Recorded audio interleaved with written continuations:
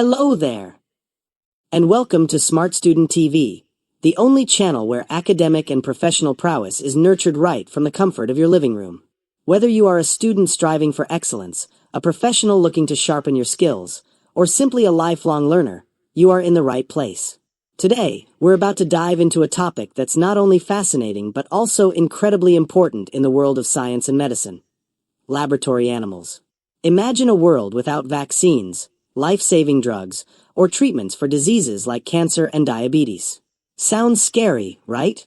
Well, behind every groundbreaking medical discovery, there's often an unsung hero, a laboratory animal.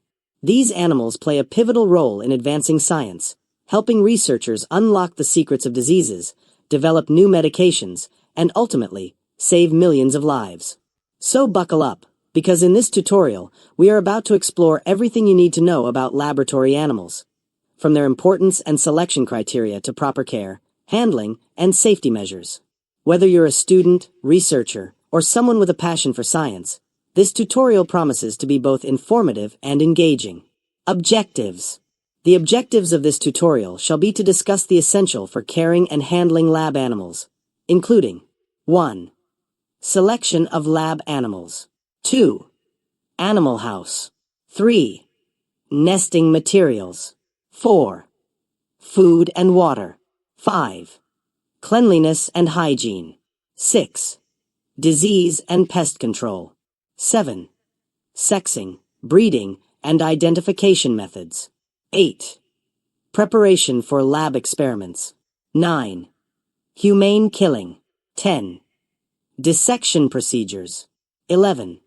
Disposal of lab animals. What are laboratory animals? Let's kick things off with the basics. What exactly are laboratory animals? Well, these are animals that are specifically bred, housed, and used for scientific research, experimentation, and educational purposes. They play a crucial role in advancing medical, pharmaceutical, and biological research. Think of them as unsung heroes in the scientific community, helping researchers understand diseases, test new drugs, and discover treatments that save millions of lives every year. For example, did you know that insulin, a life-saving drug for diabetics, was first discovered through experiments on dogs? Or that polio vaccines owe their success to studies conducted on monkeys and mice? These animals have silently contributed to breakthroughs that have reshaped medicine and healthcare. Examples of laboratory animals. There are many different animals used in laboratories, and each serves a unique purpose depending on the research objective. Here are some common examples. 1. Mice, widely used due to their genetic similarity to humans and short reproductive cycles. 2. Rats, preferred for behavioral studies and drug testing. 3. Guinea pigs, known for their role in vaccine testing. 4. Rabbits, commonly used in eye irritancy tests and antibody production. 5. Hamsters, useful in metabolic and genetic research. 6. Drosophila, used to study a diverse range of biological processes including genetics and inheritance, embryonic development, learning, behavior, and aging. 7. Frogs, used in reproductive and developmental studies. 8. Non-human primates, e.g., monkeys, crucial for neurological and immunological research. Each animal is chosen based on its suitability for specific experiments, and their contribution is invaluable. Importance of laboratory animals. You might be wondering, why not just rely on human specimens, computer models, or cell cultures? While technology has come a long way, laboratory animals remain irreplaceable in many areas of research. Let me break it down for you. 1. Advancing medical knowledge. From vaccines to cancer treatments, laboratory animals have played a central role. 2. Drug testing. Before drugs reach human trials, they must be tested for safety and effectiveness in animals. 3. Vaccine development. Polio, rabies, and COVID-19 vaccines all relied on animal testing. 4. Genetic research. Mice and zebrafish are critical in studying genetic disorders. 5. Toxicology studies. Testing for chemical toxicity helps ensure public safety. 6. Behavioral sciences. Rats are often used to study behavior and psychological conditions. 7. Teaching and training. Students in medicine and biology use animal models for hands-on learning. 7. Environmental studies. Animals help in studying pollution effects on living organisms. Imagine, for instance, the COVID-19 vaccine was tested on mice and monkeys before it was deemed safe for human trials. Without laboratory animals, this breakthrough could have been significantly delayed. Reasons why scientists prefer using lab animals for research. 1. Genetic similarity to humans. Mice share about 95% of their genes with humans. 2. Short reproductive cycles. Mice and rats reproduce quickly, allowing for multi-generational studies. 3. Large sample sizes. Animals enable researchers to gather large data samples. 4. Controlled environments. Animals are kept in regulated conditions to reduce external variables. 5. Ethical feasibility. Some experiments cannot ethically be performed on humans. Ethical concerns, long reproductive cycles, high costs, and strict legal restrictions make humans less viable for experimentation. 6. Established animal models. Animal models exist for various diseases, saving time and resources. 7. Cost-effective. Animal studies are often more affordable than complex human trials because they utilize little space, eat little, and multiply faster. 8. Repeatability. Experiments on animals can be repeated under consistent conditions. Selection of lab animals. Selecting the right animal for research is like picking the right tool for a job. Scientists consider several factors. 1. Species suitability. Some animals are better suited for certain types of research. 2. Genetic uniformity. Animals with similar genetics provide more reliable data. 3. Reproductive capacity. Fast-breeding animals are ideal for multi-generational studies. 4. Size and handling. Smaller animals like mice are easier to handle and house. 5. Disease susceptibility. Animals prone to specific diseases are used for targeted studies. 6. Availability and cost. Accessibility is a major consideration. 7. Ethical acceptability. Some animals are subject to stricter ethical regulations. 8. Compatibility with laboratory conditions. Animals must thrive in controlled environments. When handling and caring for lab animals, the following features are critical. 1. Animal house. Proper housing with adequate ventilation, temperature, and space. 2. Nesting materials. Clean and species-appropriate nesting materials. 3. Food and water. Balanced diet and clean water. 4. Cleanliness and hygiene. Regular cleaning to prevent infections. 5. Disease and pest control. Routine health checks and quarantine protocols. 6. Sexing and breeding. Correct sex identification and breeding strategies are essential for research integrity. 7. Identification methods. Identification ensures proper tracking and data collection. 8. Preparation for experiments. Ensuring animals are stress-free and well-prepared. Care and handling of laboratory animals. Laboratory animals should be handled with care, and any experiments dealing with them should be under control, making sure that no stipulated regulation and legislation stipulated concerning them is infringed. 1. Laboratory animal house. Caging. Since many animals spend most of their lives in cages, these enclosures are an important aspect of the laboratory animal environment. Animals should be housed with a goal of maximizing species-specific behaviors and minimizing stress-induced behaviors. Some animals normally requires housing in compatible pairs or groups. The environment in which animals are maintained should be appropriate to the species, its life history, and its intended use. For some species, it might be appropriate to approximate the natural environment for breeding and maintenance. Laboratory animal cages must 1. Be sited in secure, cool, silent, and easily accessible places, well drained and away from direct wind and rain. 2. Be kept clean, and cleanness should be done on regular basis. Its floors and walls should be easy to be sprayed and disinfected. 3. Be well ventilated and lighted so as not to predispose these animals to infections and other effects caused by poor ventilation. The optimum humidity in these cages should be between 45 to 65%. The cages should also be adequately lighted. 4. Allow for specific social interaction within or between enclosures and allow observation of animals with minimal disturbance of them. 5. Provide a safe, comfortable, and secure environment that permits the normal physiologic and behavioral needs of the animals to be expressed. 6. Enable ready access to food and water receptacles and be constructed of materials that balance the needs of the animal with sanitation. 7. Be constructed with materials that resist corrosion and withstand chipping, cracking, or rusting. Materials for making cages include wood, iron sheets, wire mesh, plastic, glass, etc. The choice of which material to use will depend on many factors including A. Cost, B. Availability, C. Durability, D. Comfortability. It is also important to take cognizance of the fact that some laboratory animals, e.g., hamsters, have a habit of gnawing plastic cage materials. Such animals should therefore be kept in wooden or metallic cages. Nevertheless, hamsters must be provided with wood to gnaw, otherwise their incisors might overgrow until feeding is impossible. Cages should be labeled, and the materials used for labeling should be those that are not easily chewed by the gnawing animals and insects. 2. Environment. Environmental factors can have a profound effect on the health and well-being of animals, as well as on the outcome of experimental manipulation.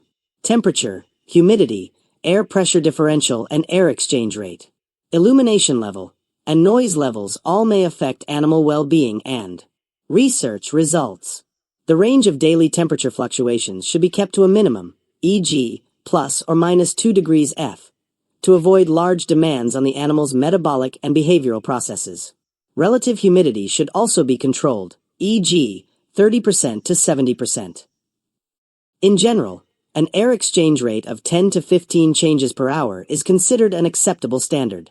Light intensity, duration of exposure, wavelength of light, and light history of the animal, pigmentation of the animal, and other factors should be considered when establishing an illumination level in the animal room. Sound exposure can also have variable effects on animals. Noise generators, e.g., human activities, noisy animals, equipment, should be minimized in animal areas. Environments should be designed to accommodate animals that make noise, rather than resorting to methods of reducing the noise made by animals. 3. Bedding or nesting material. Bedding is part of a laboratory animal's environment, and thus must meet certain criteria. It must not contain nutrients or be treated with deodorizers, disinfectants, or other chemicals, as these could affect the animals and ultimately the research. Changing to a different bedding material in the middle of an experiment could also affect the experiment's results. Bedding must not create levels of dust that irritate the animal's lungs and eyes. Additionally, contact bedding must be free of sharp, splintery edges or other defects that could injure animals and make nest building difficult. There is no ideal bedding material for all species in all applications. Wood shavings, compressed paper, and straw, for large animals, are the most common types of bedding. The bedding material should be providing maximum comfort to the animals, easy to clean and sterilize, and should not be contaminated with pathogens, parasites, e.g. mites and fleas, or with animal droppings. Bedding provides the nesting materials for the animals, especially pregnant animals, and prevents the animals from developing sores on their feet. Mice use bedding to deposit odor patterns. They claim territory through urinary scent marking. Proteins specific to individuals prepare a male mouse to identify his own and another male's urine scent. However, too much urine in crowded conditions can unnaturally extend estrus cycles. It is advisable to change the bedding about once a week. 4. Feeding. All laboratory animals should receive food that is A. Palatable, B. Free from contamination, and C. Balanced and of sufficient quantity and nutritive value to maintain their good health. They should be fed at least once on daily basis, except under justified circumstances, e.g. on veterinary treatment or pre-procedural fast. Specific diets should be selected based on the needs of each species. They should also be provided with clean drinking water regardless of the type of food supplied. Food should be provided in receptacles that are accessible to all animals in a cage or pen and placed to minimize contamination. Food receptacles should be easily cleaned and sanitized. 5. Hygiene and sanitation. In a laboratory animal facility, there are generally 4 definable and achievable levels of hygiene. 1. Cleaning, the complete removal of all visible soil from a surface. 2. Sanitization, the process by which the number of bacteria and other organisms living on inanimate objects is reduced enough to prevent disease.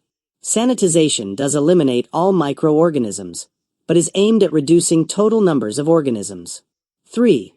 Disinfection, a more intense form of sanitation which is designed to reduce to a harmless level the number of a specific type of organism, specifically pathogenic organisms, but not necessarily spores, on an object. 4. Sterilization, the process of rendering an object very free of all living organisms, including spores. The food and water troughs, bottles, and other pieces of equipment should be cleaned and regularly disinfected to keep them contamination-free. 6. Waste disposal. Laboratory animal facilities generates a significant amount of waste. This waste must be removed and disposed away on regular basis. Waste containers should be readily accessible throughout the facility and should be leak-proof and equipped with tight-fitting lids. If waste must be stored while awaiting disposal, the storage area should be outside the animal holding and clean equipment areas. Animal carcasses and tissues require a separate cold storage area and regularly scheduled removal. Disposal methods, including burying, incineration, and removal to landfill. Hazardous waste, including carcasses of animals exposed to radioactive or biohazardous agents, must be adequately sterilized and/or contained prior to removal and disposal. Sourcing of laboratory animals. Most laboratory species are bred and raised for a specific purpose. Healthy animals of known microbiological status should be acquired for experimental procedures. These animals must be sourced from a well-certified control source. Animals from less controlled sources, such as the wild, may harbor pathogens transmissible to both man and other species. Animals that are deliberately infected with pathogens should be held in isolation at the appropriate animal containment site and in accordance with the recommendations described by the Advisory Committee on Dangerous Pathogens of 1984. Lab animal diseases and pest. While lab animals contribute significantly to scientific advancements, they are susceptible to various diseases and pests that can affect their health, behavior, and the validity of research outcomes. These issues can arise due to poor housing conditions, lack of proper care, environmental stressors, or the introduction of pathogens or parasites into the animal population. Therefore, it is essential for researchers and caretakers to understand the potential health risks, their clinical manifestations, and the best strategies for treatment, prevention, and control. Common diseases in laboratory animals. 1. Infectious diseases. Infectious diseases in laboratory animals are typically caused by bacteria, viruses, fungi, or parasites. They can spread quickly, especially in crowded environments, and can lead to significant health problems, including death. A. Bacterial infections. Common bacterial infections include respiratory, gastrointestinal, and systemic infections. These can lead to symptoms such as nasal discharge, coughing, diarrhea, and lethargy. Treatment often involves the use of antibiotics, but managing bacterial resistance remains a challenge. B. Viral infections. Viruses, such as the parvovirus or respiratory viruses, can affect animals, causing a range of symptoms, including lethargy, loss of appetite, and in some cases, sudden death. Unfortunately, viral infections often have limited treatment options, so prevention through quarantine, good sanitation, and vaccination, when available, is essential. C. Parasitic infections. Parasites like mites, lice, and protozoa can infest laboratory animals, causing skin irritation, weight loss, and sometimes more severe internal issues. Antiparasitic treatments are available for many types of external and internal parasites. 2. Non-infectious diseases. Apart from infectious diseases, laboratory animals can suffer from non-infectious conditions related to genetics, nutrition, or environmental factors. A. Nutritional deficiencies. Deficiencies in essential nutrients, such as vitamin C or vitamin E, can lead to conditions like scurvy or muscle degeneration. Proper diet formulation and supplementation are crucial for preventing such deficiencies. B. Stress-related conditions. Laboratory animals are often exposed to stressors such as overcrowding, loud noises, or lack of environmental enrichment. Chronic stress can lead to various diseases, including immunosuppression, gastrointestinal issues, and behavioral abnormalities. Reducing stress through proper housing conditions, handling, and enrichment is vital for maintaining the animal's health. C. Genetic disorders. Some laboratory animals are bred for specific genetic traits, which can predispose them to certain hereditary diseases. These conditions may not be preventable but can be managed with early detection and appropriate care. Common pests in laboratory animals. Pests are a significant concern in laboratory animal care, as they can cause harm directly to the animals or indirectly through the spread of disease. External pests like mites, fleas, and ticks can infest animals, while internal parasites such as worms and protozoa can cause severe health issues. A. External pests. These include mites, lice, fleas, and ticks. External pests can cause itching, hair loss, skin lesions, and stress in animals. In some cases, they may also transmit bacterial or viral infections. Treatment involves the use of topical insecticides, acaricides, or systemic medications. Good hygiene and regular inspection of animals are crucial for controlling pest infestations. B. Internal pests. Parasites such as intestinal worms, e.g., roundworms, tapeworms, and protozoa, e.g., Giardia, can infect laboratory animals. These internal pests can cause gastrointestinal distress, weight loss, and lethargy. Anthelmintics and other antiparasitic medications are commonly used to treat internal infestations. Regular fecal examinations are necessary to monitor for these parasites. Clinical symptoms. The clinical symptoms of disease and pest infestations in laboratory animals can vary widely, but common signs include 1. General symptoms. Lethargy, loss of appetite, weight loss, and poor coat condition are often indicators of illness. 2. Respiratory symptoms. Nasal discharge, coughing, labored breathing, and wheezing are common signs of respiratory infections. 3. Gastrointestinal symptoms. Diarrhea, bloating, and abdominal discomfort can be signs of gastrointestinal diseases or parasite infestations. 4. Skin symptoms. Itching, hair loss, skin lesions, and scabs are indicative of external pests such as mites or lice. Treatment of diseases and pests. Treatment for laboratory animals depends on the specific disease or pest involved. Common treatment methods include 1. Antibiotics. Used to treat bacterial infections, but resistance is a growing concern. 2. Antiviral medications. Limited options exist for viral infections, and supportive care is often used. 3. Antiparasitic medications. These include topical treatments for external pests and oral or injectable medications for internal parasites. 4. Supportive care. This includes hydration, nutrition, and pain relief to help the animal recover from illness or stress. Prevention and control. Preventing diseases and controlling pests in laboratory animal populations requires a combination of good husbandry practices, surveillance, and biosecurity measures. 1. Good hygiene. Regular cleaning and disinfection of cages, equipment, and facilities are essential in reducing the risk of infection and pest infestation. 2.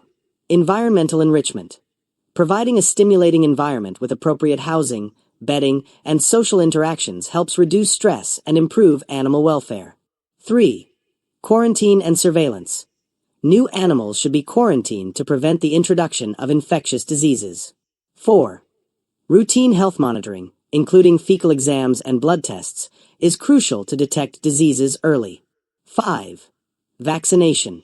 For certain viral infections, vaccination may be available and should be administered as a preventive measure. 6. Pest control. Regular monitoring for external pests and controlling their presence through sanitation and the use of pest control treatments is necessary to keep animals free from infestations. The health and well-being of laboratory animals are vital to the success of research and scientific experimentation. Diseases and pests are common challenges faced in laboratory settings, and addressing them requires proactive management strategies. Early detection, appropriate treatment, and preventive measures, including maintaining a clean environment, proper nutrition, and stress reduction, are essential in ensuring the animals remain healthy and productive. By implementing effective control measures, researchers can minimize the impact of diseases and pests enhancing the reliability and validity of their research outcomes. Care. Handling and sexing lab animals. 1. Mice. Mice are omnivores animals, which feed on green vegetables, grains, and pellet supplements. They eat most of their daily ration in the dark. Their incisors and molars wear down and regrow with use. It is important to check that each mouse has the required teeth in good order, or else they risk undernutrition or malnutrition. They mature and mate when at the age of between 6 to 8 weeks old. At this time, they should be kept in threes, trios, per cage, i.e. 1 male, 2 females. Avoid inbreeding, as these may result in drop in average litter size. Their estrus cycle lasts between 4 to 5 days with a gestation period of 19 to 21 days. They give birth to a litter size of 7 to 8 and have a litter frequency of 5 times yearly. The young ones should be weaned at 21 days. Sexing is done by observing the distance between the anus and genitals. This distance is usually greater in the male than in females. Avoid handling a postpartum female or her litter for several days after birth. Handling and transporting at this time could cause the mother to reject her young or eat them. This risk can be reduced by wearing plastic gloves to eliminate human scent. Place the dam in a separate cage while the litter is handled. Rub the pups with bedding material from the home cage. Taking a mouse by the tail is a common way of lifting the animal. However, this could be stressful and creates antagonism toward the handler. While the mouse is inside the cage, take the base of the tail between your thumb and index finger, then pick the animal up by the tail. Support the animal's weight on your arm or the cage floor. Never allow the animal to dangle. Other methods for routine handling are: cup the mouse in your open hand, but note, the mouse will try to escape and will sometimes succeed. Handle while inside a home cage tunnel. Collect the mouse using the tunnel and transfer to your open hand. To restrain the mouse, place the animal on a rough surface such as a cage lid. Hold the loose neck skin between your thumb and index finger, and then lift the mouse, securing the tail between the fourth or fifth finger and palm of the same hand. Your other hand is free for injections or other procedures. To pick up newborn or mice less than 2 weeks old, take the loose neck or shoulder skin into thumb and index finger or cup the pup in your open hand. 2. Rats. Rats take about 10 to 12 weeks to mature. This is their mating age. Their estrus cycle lasts for between 4 to 5 days and have a gestation period of between 21 to 23 days. During this time, it is advisable to isolate pregnant rats and provide with nesting materials. Rats give birth to between 7 to 8 litters and can give birth up to 7 to 9 times yearly. These young ones should be left in densely populated cages for at least 1 week after weaning. To handle rats, pick them up by grasping them by the base of the tail, close to the body, but do not suspend the rat by its tail or its upper body for a prolonged period. Support its body weight quickly, either on the cage top or on the arm of your lab coat. Sexing is done by checking morphology and position of their genital organs. 3. Rabbits. Rabbits mate at the age of between 6 to 9 months. They have no definite cycle. When the doe, female, is on heat, vulva and vagina become red, swollen, and moist. It is advisable to introduce the doe, female, into the buck's, male, cage, and not vice versa, then transfer the doe to larger cage with nesting materials after 24 hours. They have a gestation period of between 28 to 31 days. During this period, it is advisable to isolate pregnant rabbits and to provide with nesting materials. They give birth to up to 4 litters and for up to 4 times yearly. The rabbit is picked up from cage with the ears by one hand in a firm grip, and another hand is placed under the hindquarters to support the weight and then lifted gently. After removing from cage, the animal is placed in a non-slippery place, as it otherwise feels insecure and becomes frightened. One hand is placed across the back of the animal with the thumb behind the shoulders and the other fingers well forward on the opposite side. The animal is lifted gently, supporting its weight with other hand, placing the palm uppermost under the hindquarters. 4. Guinea pigs. Guinea pigs mate at the age of between 12 to 20 months. Their estrus cycle can last for 16 days. Males should be placed in the cage with 5 to 10 females during mating. Their gestation period takes between 59 to 72 days. During this time, pregnant females should be isolated and placed in separate cages with nesting materials and fed with carrots, cabbages, etc. apart from pellets. They give birth to up to 3 young ones and up to 3 times yearly. Isolate pregnant rats and provide with nesting materials. 5. Hamsters. Mating should be done at the age of between 7 to 9 weeks and should be done on the table under supervision to avoid female injuring the male genital after copulation. Their estrus cycle lasts between 4 to 5 days. They have a gestation period of between 16 to 17 days and give birth to 6 young ones in one birth. Litter size. Their litter frequency is to up to 3 to 4 times yearly. Weaning should be done after 3 to 4 weeks. They should be kept in metal cages because they gnaw plastic cages, but should be provided with wood to gnaw, otherwise their incisors will overgrow, hence making it difficult to feed. 6. Drosophila. Drosophila are small flies, typically pale yellow to reddish-brown to black, with red eyes. Many species have distinct black patterns on the wings. The plumose, feathery, arista, bristling of the head and thorax, and wing venation are characters used to diagnose the family. Most are small, about 2 to 4 millimeters long, are larger than a housefly. Male and female Drosophila differ in many ways.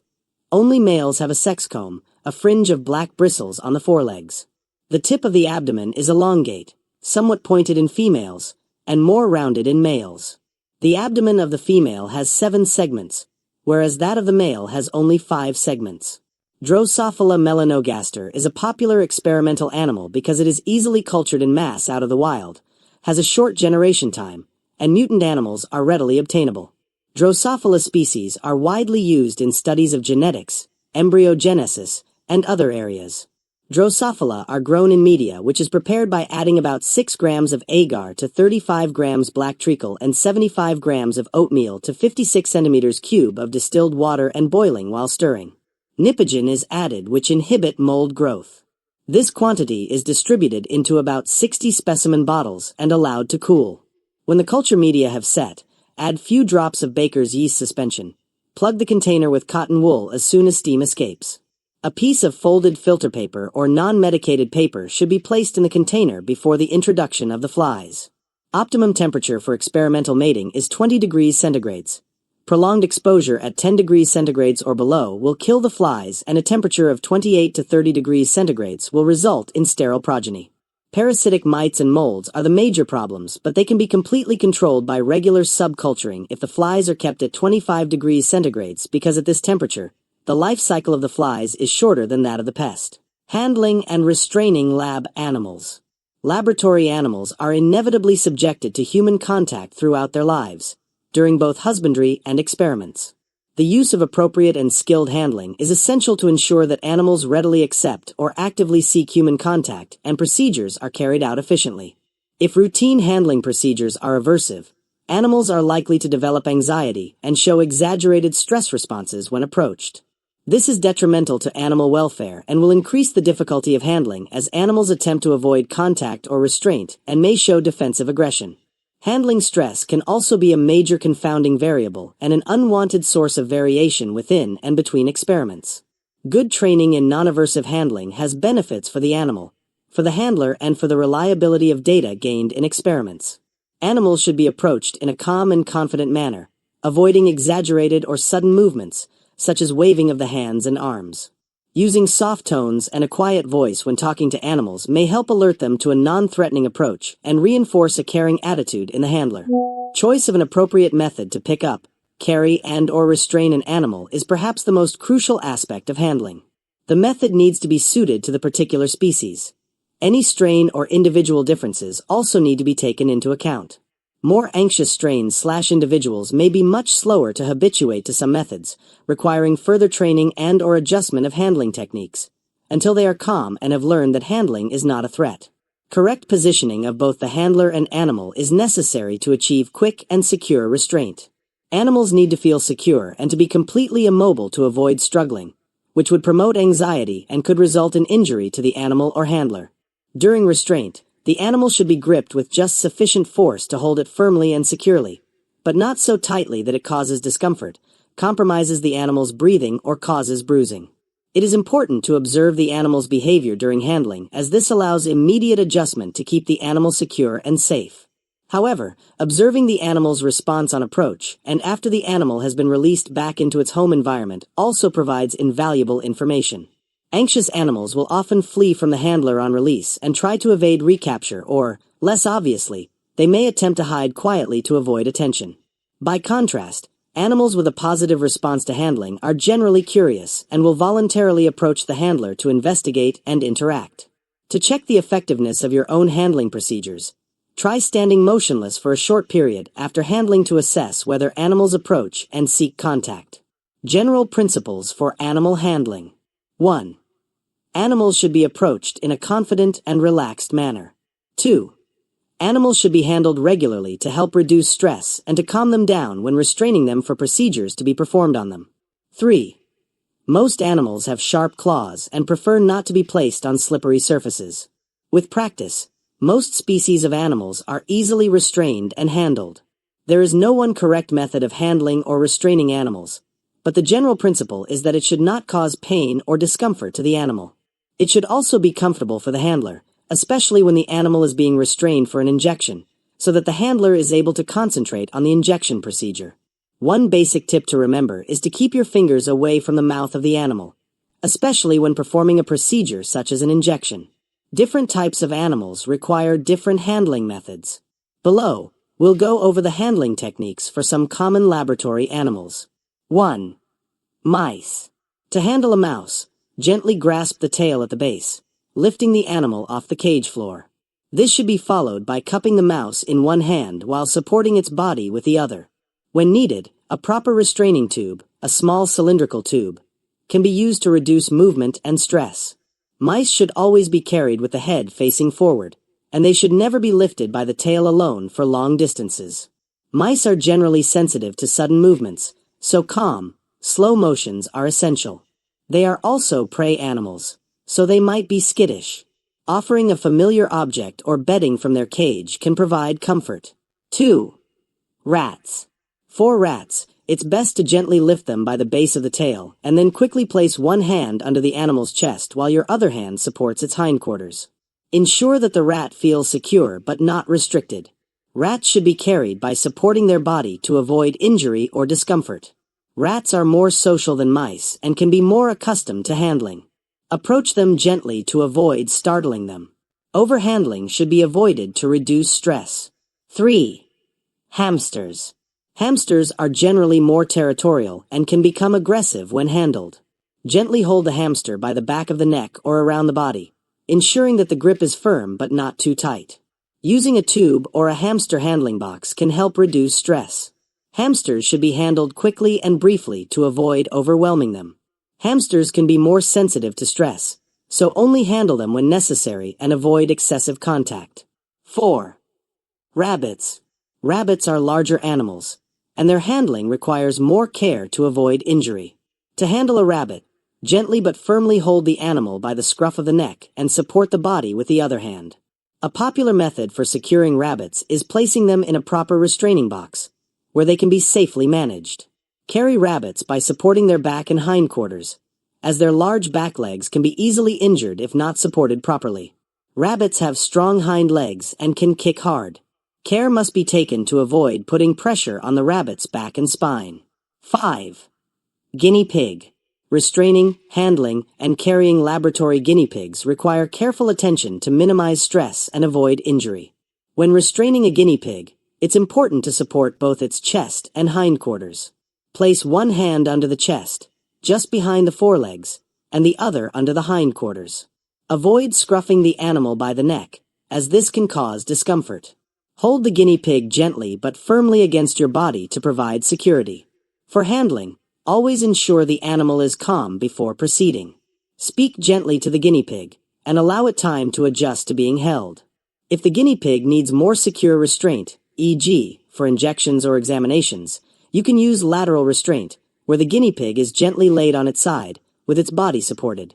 In some cases, a soft towel can be used to wrap and secure the animal, exposing the area for the procedure. When carrying the guinea pig, always keep it close to your body, supporting it properly to prevent injury to its spine. Hold the animal securely with one hand under its chest and the other under its hindquarters. Avoid sudden movements, as this may startle the guinea pig. Ensure the transport area is calm and free from environmental stressors. Proper management of lab animals is essential. This involves several critical processes such as sexing, breeding, identifying, and humanely killing laboratory animals. Each of these steps ensures that animal welfare is upheld and that the research can proceed ethically and effectively. 1. Sexing laboratory animals. Sexing is the process of determining the biological sex of an animal. For many species, understanding the sex of the animal is essential for research purposes, as males and females may react differently to treatments or may require different environments. Sexing methods can vary depending on the species, but the two primary ways to determine sex in laboratory animals are visual inspection and genetic testing. 1. Visual inspection. This is the most common method of sexing and involves examining specific physical traits that differ between males and females. For instance, in rodents, such as mice and rats, males typically have a greater distance between the anus and the genitalia than females, as well as a more pronounced genital papilla. Example: in rats, males have larger testicles that are visible externally when the animal is young, and the tail size is generally thicker than that of the females. 2. Genetic testing. This involves examining the animal's DNA to determine sex chromosomes, usually through PCR, polymerase chain reaction, methods. This method is less commonly used but may be required when animals are too young for visual sexing or in cases where physical characteristics are not distinct enough. Examples: in mice, sexing is often done by examining the distance between the anus and the genital papilla, which is longer in males. This method works effectively when the animals are young. In rabbits, females have a shorter distance between the anus and genital area, while males have a more prominent scrotum visible. 2. Breeding of laboratory animals. Breeding is another crucial aspect of managing laboratory animals. It's essential to establish controlled breeding programs to ensure genetic diversity, maintain healthy populations, and prevent inbreeding, which can lead to genetic problems and skewed research results. Breeding systems. There are two primary systems for breeding laboratory animals: monogamous breeding and harem breeding. 1. Monogamous breeding. This system involves pairing a single male with a single female, ensuring more controlled breeding. It's typically used when researchers need to track the offspring of specific pairings. Example: in research on genetic diseases, breeding a male and female with particular characteristics will ensure that the offspring inherit specific genes for study. 2. Harem breeding. In this system, one male is housed with multiple females. This method can be used to produce a large number of offspring quickly and is often used in commercial breeding facilities. Example: in a harem setup for mice, a male might be housed with 3 to 5 females, ensuring that all the females produce offspring. The male's reproductive contribution is maximized in this way. 3. Identification of laboratory animals. Keeping track of individuals. Identification is critical for tracking animals throughout their life cycles in research. It ensures that researchers can track treatment responses, genetic lines, and health statuses. Common identification methods. 1. Ear notching. This method involves cutting small notches in the ears of animals, creating a unique pattern. It's most common in rodents. 2. Ear tags. Small, numbered ear tags are often used for larger animals like rabbits or guinea pigs. These tags can be quickly read and are durable. 3. Microchipping. A tiny microchip is implanted under the skin, which can be scanned to provide the animal's ID number. This is less invasive than ear notching or tagging and is often used for long-term identification. 4. Color marking. Some labs use non-toxic, colored markers or dyes to mark animals. This is a temporary method used for marking animals during short-term studies. 5. Tattooing. A tattoo can be applied to the skin, usually on the inner thigh or ear. This method is more permanent than marking with dye and is often used for larger animals. Humane killing. Humane killing is a scientifically approved method in which an animal is killed without infringing or causing them to feel any pain whatsoever. Euthanasia. Euthanasia means the humane killing of an animal accomplished by a method that produces rapid unconsciousness and subsequent death. Without evidence of pain or distress, or a method that utilizes anesthesia produced by an agent that causes painless loss of consciousness and subsequent death. The choice of a method depends on species, age, availability of restraint, skill of the individuals performing euthanasia, and other considerations. In a research setting, the method of euthanasia must be consistent with the research goals. Whenever an animal's life is to be taken, it should be treated with the highest respect. The method causing the least animal pain and distress should be used. The killing method should A. Cause rapid loss of consciousness, followed by cardiac or respiratory arrest and ultimate loss of brain function. B. Require minimum restraint of the animal. C. Be appropriate for the species, age, and health of the animal. Only trained and competent personnel are allowed to carry out humane killing, and death of the animal must be verified following humane killing. Before euthanasia, animals must be anesthetized if possible to prevent distress or pain. Animal welfare regulations such as those from the National Institutes of Health, NIH, and the Institutional Animal Care and Use Committees, IACUCs, must be followed rigorously. Methods of humane killing. 1.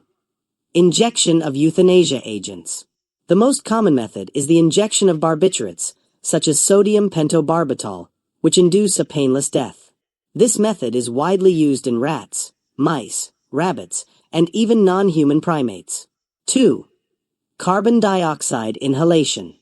CO2 is used for small animals, like rodents, where the animal is placed in a chamber that gradually fills with the gas. The animal loses consciousness and dies without experiencing pain. 3. Cervical dislocation. This method is used primarily for small animals such as mice and rats, where the neck is quickly and precisely broken. This method must be performed by trained personnel to ensure it is done humanely. 4. Concussion by striking the back of the animal's head. This method is restricted to animals that are handled easily and that have relatively thin skulls, i.e. small rodents and smaller birds. 5. Decapitation.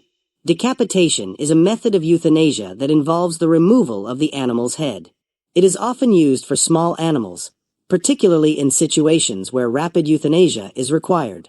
The animal is positioned securely, and its head is swiftly severed using sharp equipment. This method should be done quickly to prevent any unnecessary distress. 6. Stunning is used in some laboratory settings, especially when the animal needs to be rendered unconscious before euthanasia.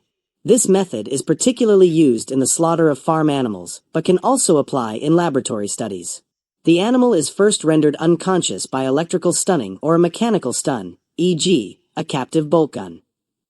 7. Pithing. Pithing is a method of euthanasia used in laboratory settings, particularly for smaller animals such as amphibians, fish, and occasionally some invertebrates. It is a procedure that involves the destruction of the brain and spinal cord, leading to rapid death.